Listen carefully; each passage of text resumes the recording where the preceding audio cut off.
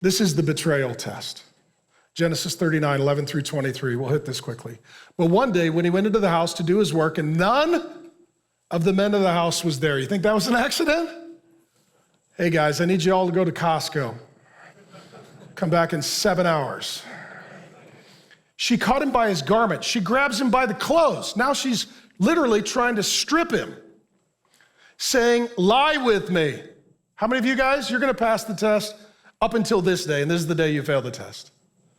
But he left his garment in his hand and ran out of the house. So the dude's somewhat degree undressed running. Can you see him? You're like, where's his pants? He's fast. Running through the cul-de-sac.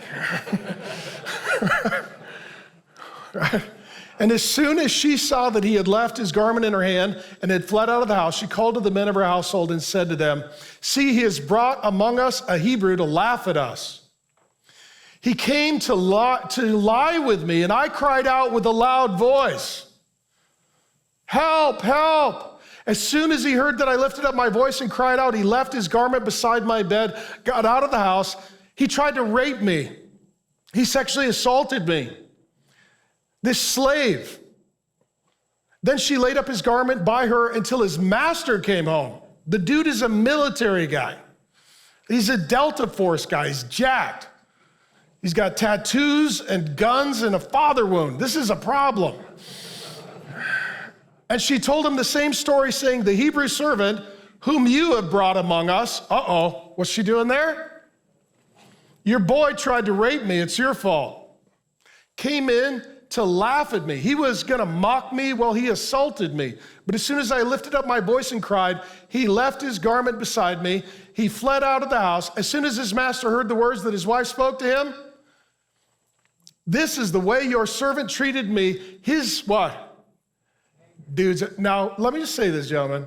What if this is your wife? You come home, she's crying, drama, mascara, got some dude's drawers, saying he tried to rape her in your house. Okay? I know this is real men, right? This is one shot, one kill situation. Can I get amen? I'm not saying you should, I'm just saying, okay? So, next verse. And Joseph's master took him and put him in prison. Dude goes to jail as a registered, convicted sex offender. Do you know what they do to registered, convicted sex offenders that aren't even from the same country in an Egyptian ancient prison? The place where the king's prisoners were confined, and he was there in prison. Here's the key, but the Lord was with him.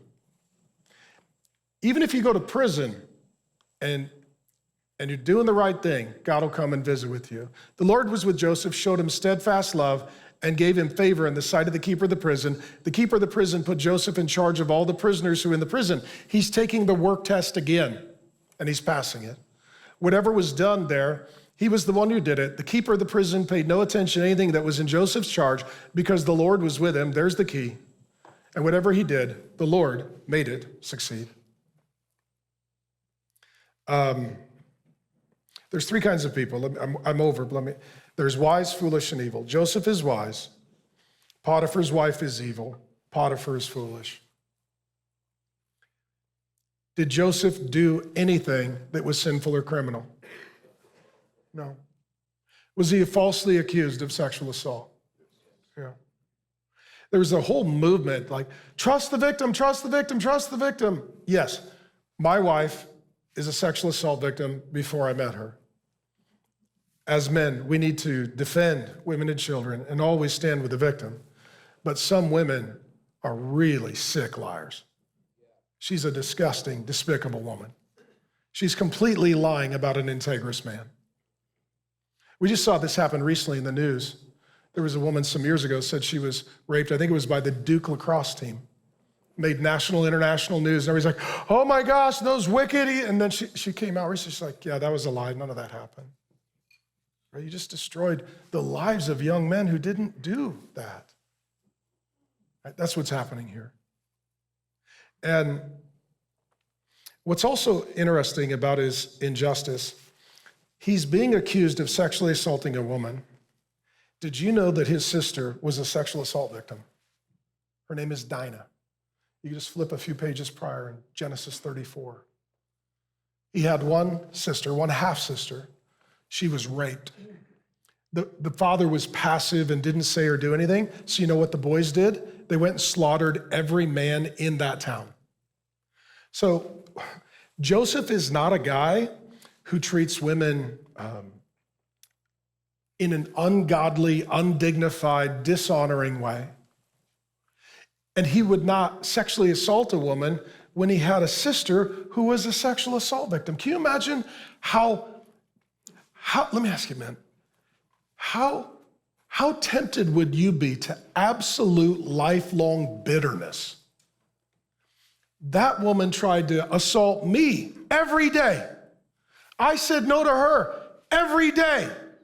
She lied about me. I'm in prison for sexual assault.